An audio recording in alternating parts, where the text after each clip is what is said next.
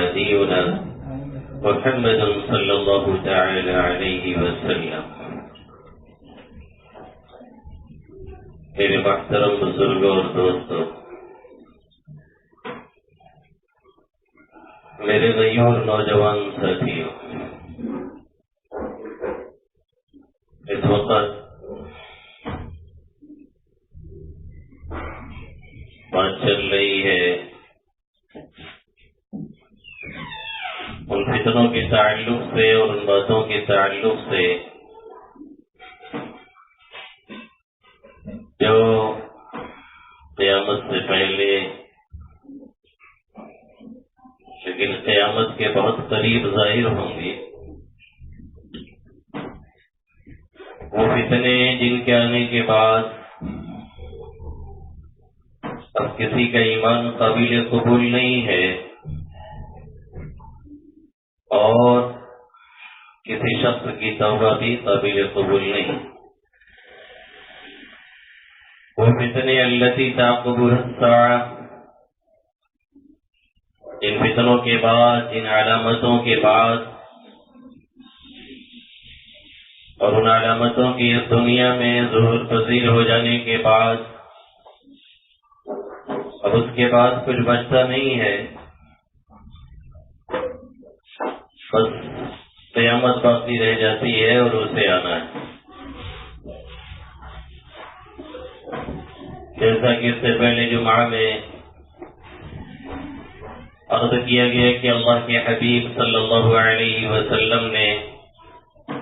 صحابہ کرام رضوان اللہ تعالی علیہم اجمعین کو اطلاع دیتے ہوئے اور مطلع کرتے ہوئے فرمایا تھا کہ انہا لن تقوم حتی ترون قبلها 10 آیات، قیامت آئے گی نہیں جب تک کہ اس سے پہلے 10 نشانیاں، 10 علامتیں ہمارے اور آپ کے سامنے کھل کر کے آ نہ جائیں۔ فذكر الدجال والدابہ، آقا مدنی صلی اللہ علیہ وسلم نے اس میں سے دجال کا تذکرہ فرمایا،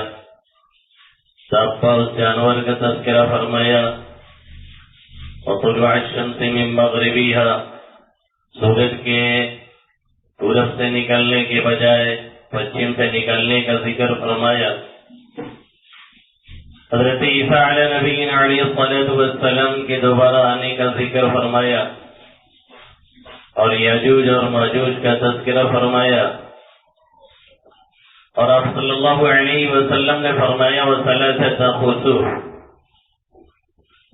3 خسف ہوگا، 3 زلزلہ ہوگا، زمینیں پھٹیں گی، اس میں لوگ دھسائے جائیں گے، زمینوں کے اندر لوگوں کو دفن کر دیا جائے گا۔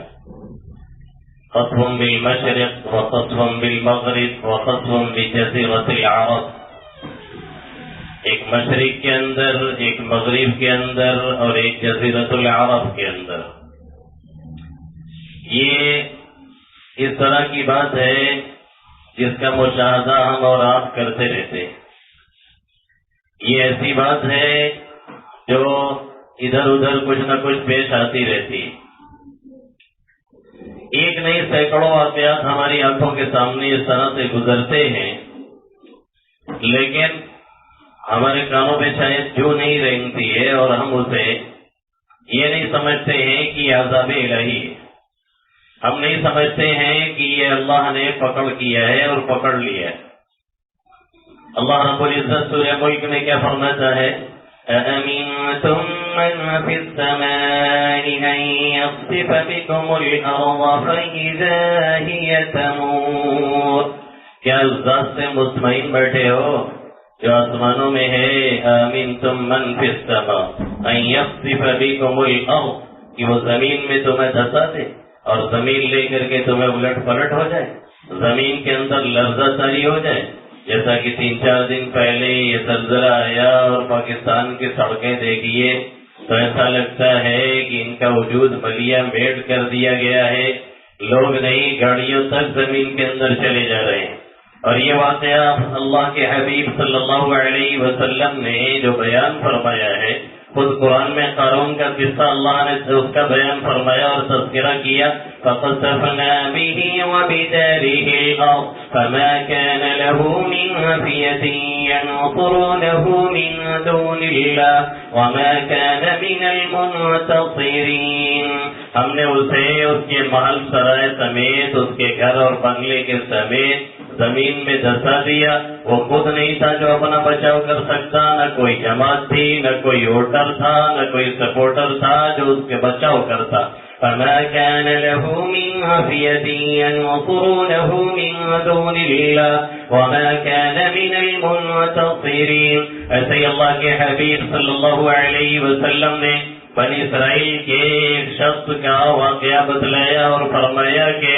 وہ زمین میں کڑتا ہوا چل رہا تھا. جیسے کچھ لوگوں کی صحت اور حالات اور مالی حالت اچھی ہوتی ہے، یا کچھ لوگ یوں ہی کچھ نہیں ہوتا تو بھی سمجھتے ہیں کہ ہم امریکی صدر ہیں اور ٹرمپ سے بڑھ کر کے ہمارا ہی رتبہ اور مقام ہے، ہمارا پاور ہے. ایسے ہی کچھ لوگ خام خیالی میں زندگی گزارنے لگتے ہیں. تو کڑتا ہوا وہ چل رہا تھا تو اللہ کے حبیب صلی اللہ علیہ وسلم نے فرمایا اللہ نے اسے زمین میں دھسا دیا. زمین پھٹی اور اس کا کام تمام کر دیا گیا. اور یہ سسٹم اور یہ سلسلہ آج پوری دنیا کے اندر ہو رہا ہے. کیلیفورنیا کے اندر ابھی ہوا، امریکہ کی سڑکوں پہ ہوا، کینیڈا کی سڑکوں پہ ہوا، جرمن کے علاقے میں ہوا، آپ کے پاکستان میں ہوا، اس سے پہلے نیپال میں ہوا. یہ اللہ کرتا رہتا ہے جن کی نگاہ اعتبار ہے، جو دیکھتے ہیں سمجھتے ہیں، جو دیکھتے ہیں اس سے سبق حاصل کرتے ہیں، جو دیکھتے ہیں اور یہ سمجھتے ہیں کہ واقعی اللہ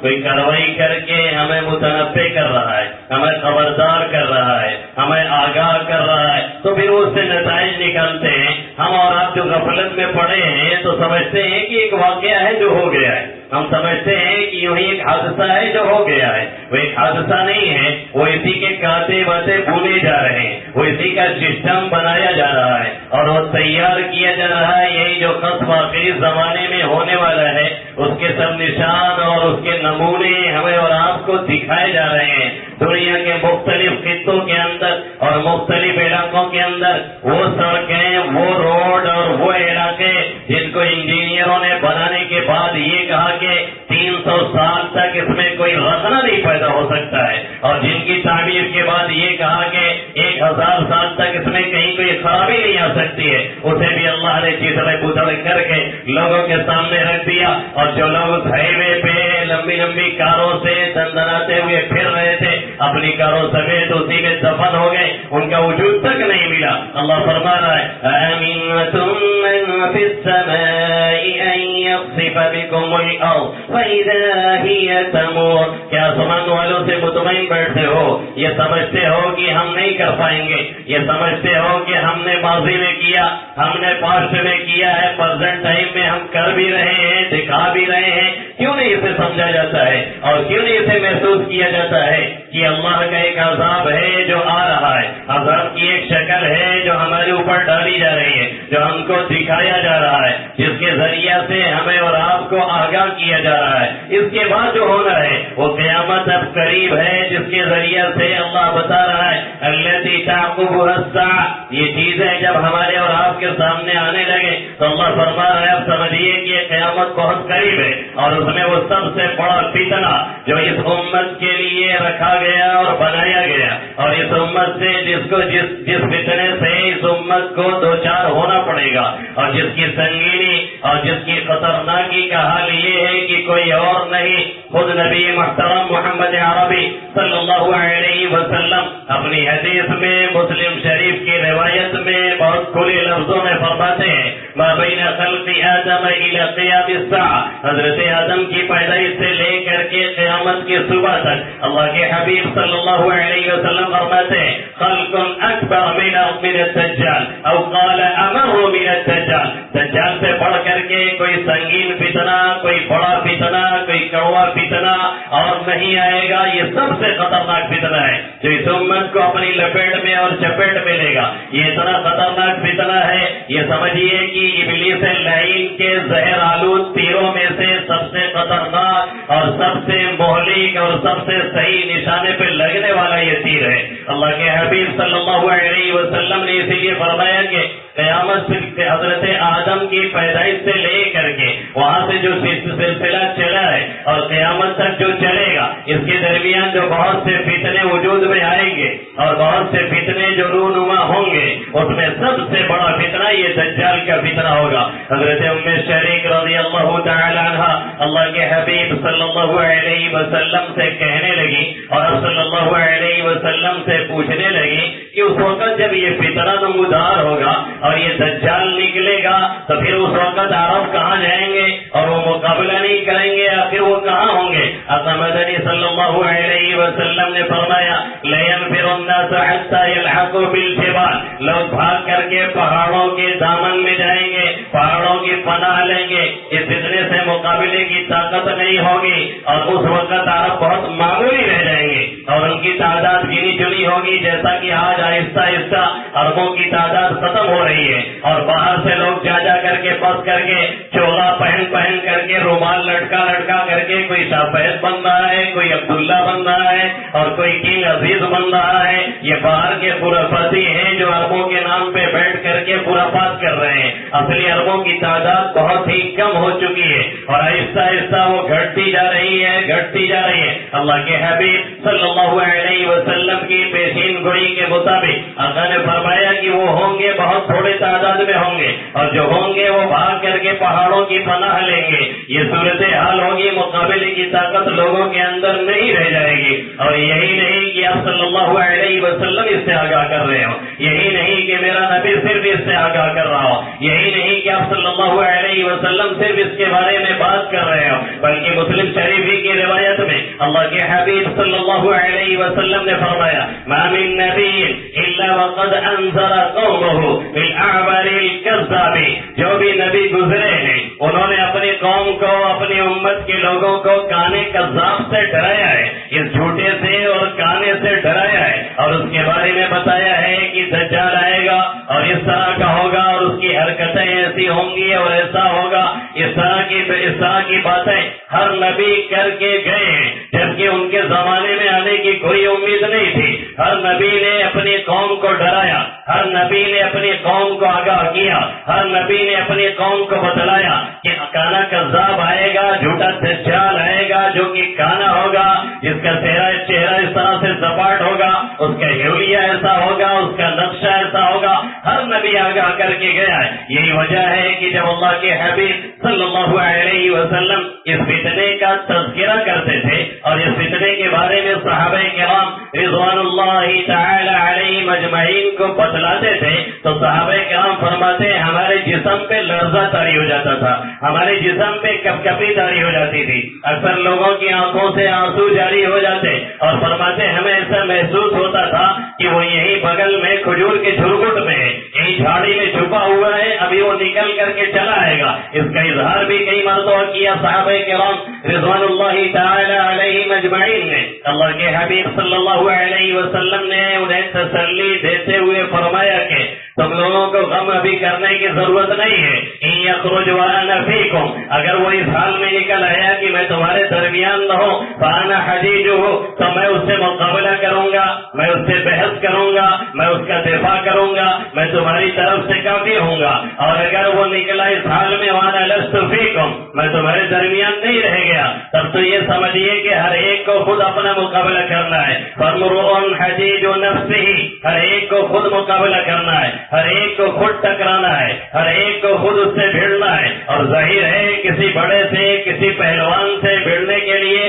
خود کی تیاری ضروری ہوتی ہے اور خود کو پریپیئر کرنا ضروری ہوتا ہے اور خود کو اس لائق بنانا ضروری ہوتا ہے۔ اللہ کے حبیب صلی اللہ علیہ وسلم فرماتے ہیں ہر ایک پھر اپنے طور سے دیکھے گا اور اللہ ہر ایک کا حامی اور ناصر ہوگا، ہر ایک مسلمان کی اللہ مدد کرے گا۔ حضرت عائشہ صدیقہ مطہرہ طاہرہ حبیبہ رضی اللہ تعالی عنہ فرماتی ہیں کہ ایک مرتبہ آقا مدنی صلی اللہ علیہ وسلم تشریف لائے تو میری آنکھوں سے آنسو جاری تھے. آپ نے پوچھا کیا ہو گیا؟ میں نے فرمایا کہ دجال کی یاد آئی تو میری آنکھوں سے آنسو جاری ہو گئے. رونا شروع کر دیا اس کے فتنے کو سوچ کر کے, اس کی سنگینی کو سوچ کر کے, اور اس کا وہ جو کھیل ہے جس میں لوگ پھنسائے جائیں گے, اور وہ چکر جو چلائے گا جس میں اچھے اچھے لوگ گرفتار ہو جائیں گے, یہ سوچ کر کے ان کی آنکھوں سے آنسو جاری ہو گئے. اور یہی نہیں, حضرت ام سلمہ رضی اللہ تعالی عنہ فرماتی ہے ایک مرتبہ رات میں مجھے دجال کی یاد آئی تو میری نیند ہو گئی. پوری رات نیند نہیں آئی ہے. ہماری بھی نیند اڑتی ہے کسی اور کے چکر میں,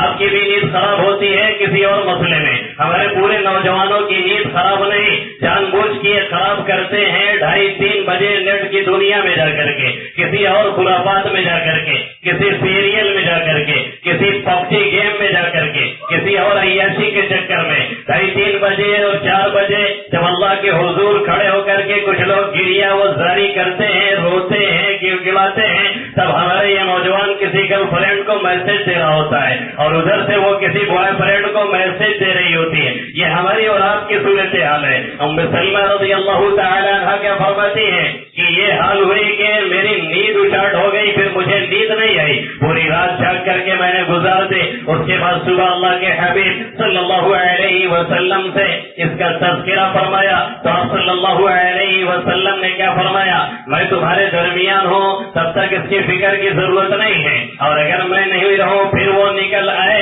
تو اللہ رب العزت نیک لوگوں کے ذریعے سے تمہاری کفایت فرمائے گا اور حفاظت فرمائے گا اور بچائے گا. اور اسی لیے اللہ کے حبیب صلی اللہ علیہ وسلم باضابطہ دعائیں سکھاتے تھے, باضابطہ دعائیں مانگتے تھے, باضابطہ صحابہ کرام کو اس کے فتنے سے بچنے کے لیے دعاؤں کا اہتمام کرتے اور کراتے تھے. اب صلی اللہ علیہ وسلم نے فرمایا تعوذوا من فتنة المسیح الدجال, یہ جو مسیح دجال ہے, یہ جو کانا دجال ہے,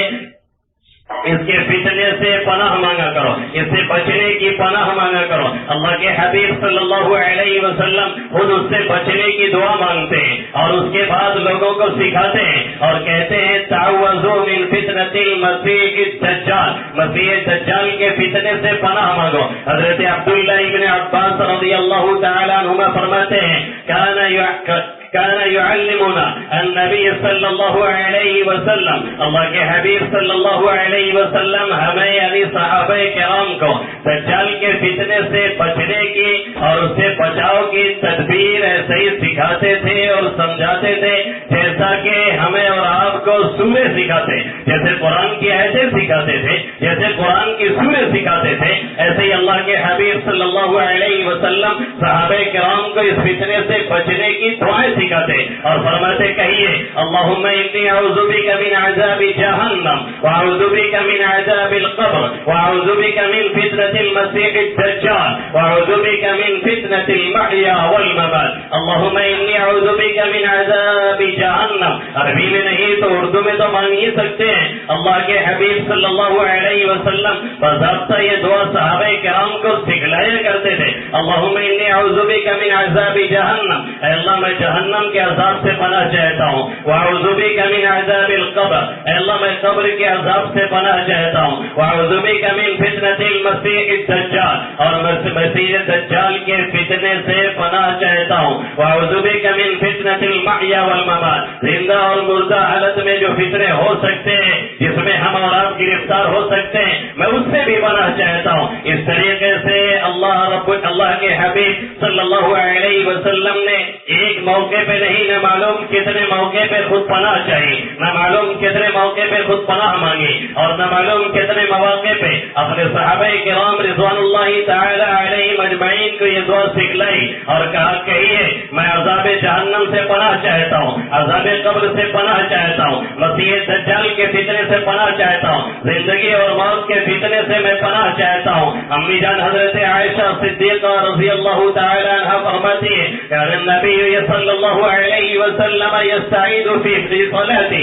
من فتنة المسیح الدجال, کہ ہم نے سنا صلی اللہ علیہ وسلم نماز کے اندر مسیح دجال کے فتنے سے پناہ مانگ رہے تھے. شاید وہ نفل نماز رہی ہو آپ صلی اللہ علیہ وسلم اس نماز کے درمیان میں عربی میں دعا مانگ رہے تھے اور اس سے پناہ طلب کر رہے تھے، جبکہ آپ کو اس میں گرفتار نہیں ہونا ہے. اللہ کے حبیب صلی اللہ علیہ وسلم کو اس فتنے کے اندر نہیں جانا ہے. یہ اتنا عظیم فتنہ ہے کہ اس کی شکل کیا ہوگی، اس کی حالت کیا ہوگی، اس کا حلیہ کیا ہوگا، اس کا خد و خال کیا ہوگا، اس کی پوزیشن کیا ہوگی، وہ کہاں پر آئے گا، نمودار ہوگا، کہاں وہ ظاہر ہوگا، اور بر وقت تو دنیا میں کہیں نہ کہیں ہے، اور آئے گا تو کس انداز سے آئے گا، لوگوں کو اپنے فتنے میں کیسے مبتلا کرے گا، اور اپنے دامن تصویر میں کیسے لوگوں کو پھنسائے گا، اور کس انداز سے نہ ماننے والوں کو فتنے میں ڈال کر کے ماننے پر لوگوں کو مجبور کرے گا. پوری تفصیل اللہ کے حبیب صلی اللہ علیہ وسلم نے بیان فرمائی. افسوس اس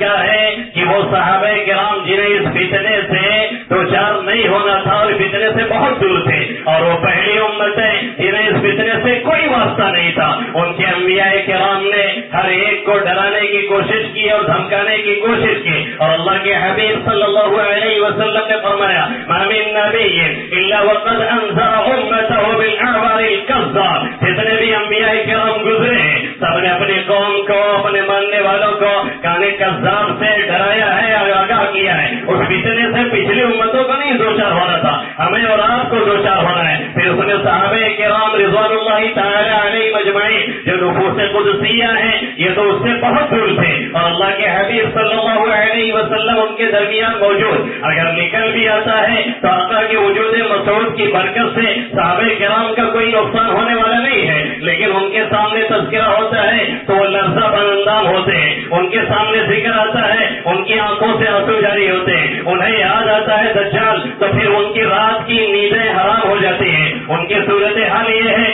کہ وہ ہر نماز کے بعد اللہ کے حبیب صلی اللہ علیہ وسلم سے سیکھی ہوئی دعاؤں کے ذریعے سے فتنہ دجال سے پناہ مانگتے ہیں اور بار بار کہتے ہیں اے اللہ فتنہ دجال سے پناہ دیجیے. حضرت مدنی صلی اللہ علیہ وسلم جو فتنے سے بالکل محفوظ اور مصون ہے، اس میں کوئی دو رائے نہیں ہو سکتی، لیکن پھر بھی آپ صلی اللہ علیہ وسلم اپنی نمازوں میں اس فتنے سے پناہ چاہتے ہیں. میرا نبی جو معصوم ہے، میرا نبی جو ہر اعتبار سے محفوظ ہے اور دوسروں کے پروٹیکشن اور تحفظ کا جو ذریعہ ہے، اور جسے امان بنا کر کے اللہ نے اس دنیا میں نازل فرمایا، اور جس کی برکت سے آج بھی یہ امت تمام خرافات کر کے پھر بھی بہت حد تک محفوظ ہے، وہ اپنی دعا میں تو فتنہ دجال سے پناہ مانگے. صحابہ کرام رضوان اللہ تعالی علیہ مجمعین تو اپنی دعا میں اس فتنے سے پناہ مانگے. افسوس یہ ہے کہ ہمارے اور آپ کے درمیان آج اس کا تذکرہ تک نہیں ہے. ممبر بھی خالی ہے، محراب بھی خالی ہے، واعظین بھی خاموش ہیں. کوئی امریکہ لے رہا ہے، کوئی یورپ آپ کو بتلا رہا ہے. جو بتلانے کی چیزیں ہیں وہ آپ کے سامنے عام طور پہ نہیں آتی ہیں. کون سا وہ گھر ہے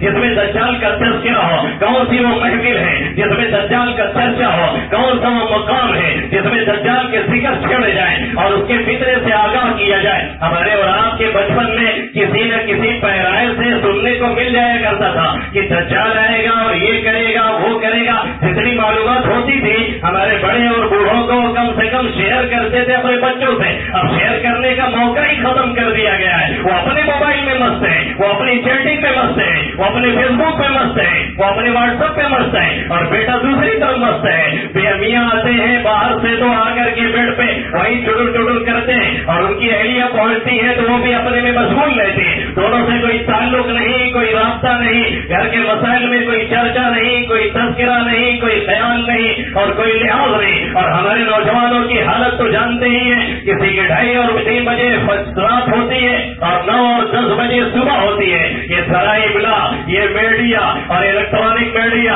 اور یہ پرنٹ میڈیا، اس کا کھیل ہی پوری دنیا کا یہی چل رہا ہے کہ ہمارے نوجوانوں کے دل و دماغ کو اس طرح سے پاک دیا جائے اور اس طرح سے ان کو گھیر کر کے رکھا جائے کہ انہیں یہ خبر ہی نہ ہو کہ دنیا میں آئے کب ہے اور مقصد ہے کیا آنے کا، اور جانا ہے تو جا کر کے قبر میں بھی لیٹنا ہے اور وہاں پہ حساب کتاب بھی ہو رہا ہے اور اس سے آگے پھر اللہ کے سامنے پیش ہو رہا ہے. اس سے بالکل غافل کرنے کی کوشش کی جا رہی ہے. آج IPL ہے، کل PCL ہے، پھر ادھر ون ڈے ہے، پھر ادھر ٹیسٹ ہے، پھر ادھر 2020 ہے، پھر ادھر رول آؤٹ کھیلا جا رہا ہے، پھر ادھر کوئی گیم ہے، پھر ادھر فٹ بال ہے، پھر ادھر والی بال ہے. ایک طرح سے خرافات رچی گئی ہے اور جو بھی محفل لگتی ہے، جو بھی مجلس سنورتی ہے، اس میں صرف یہی تذکرہ ہے کون نیا موبائل لانچ ہوا ہے اور اور اس کی قیمت کیا ہے؟ فلانے نے 80,000 کا لیا ہے تو ہمیں 1 لاکھ کا لینا ہے، فلاں فارچونر سے چل رہا ہے تو ہمیں اس سے بڑی کار لینی ہے، فلاں کا بنگلہ بنا ہوا ہے تو ہمیں اس سے 1 منزلہ اوپر لے کر کے جانا ہے، اور جاتے جاتے پتا چلا وہ تیار نہیں ہو سکا،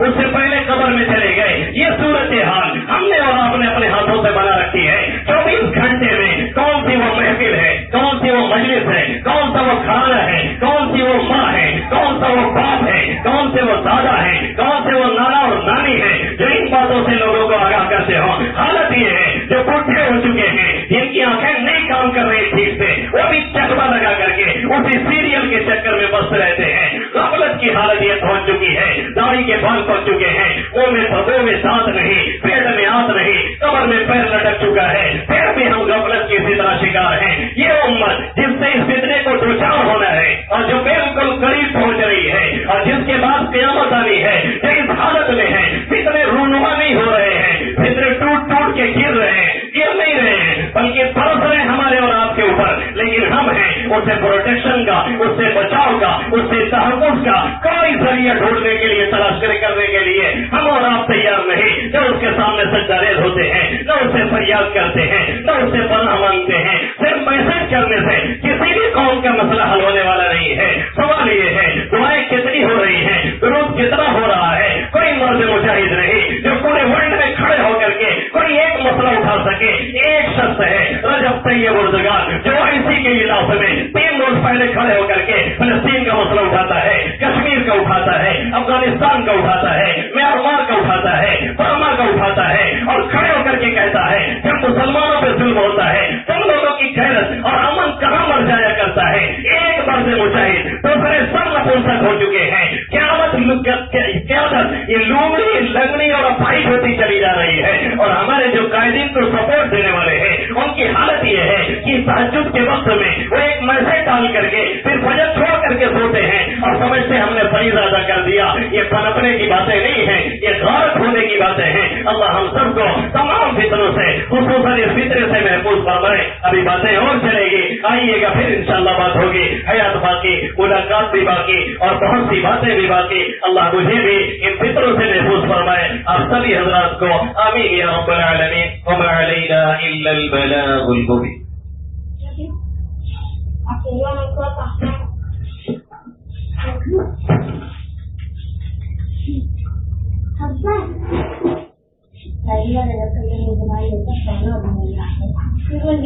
پڑھ کے اپنے گھر جا کر نا مجھے نہ کہ چڑیا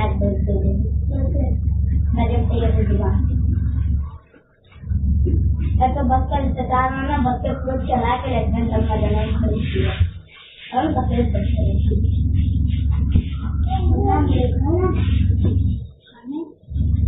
پاکستان کا 100 روپے کا جھنڈا ایک میں کا 100 روپے کا لال ہے پاکستان کا۔ میرے باپ کو بکر دیا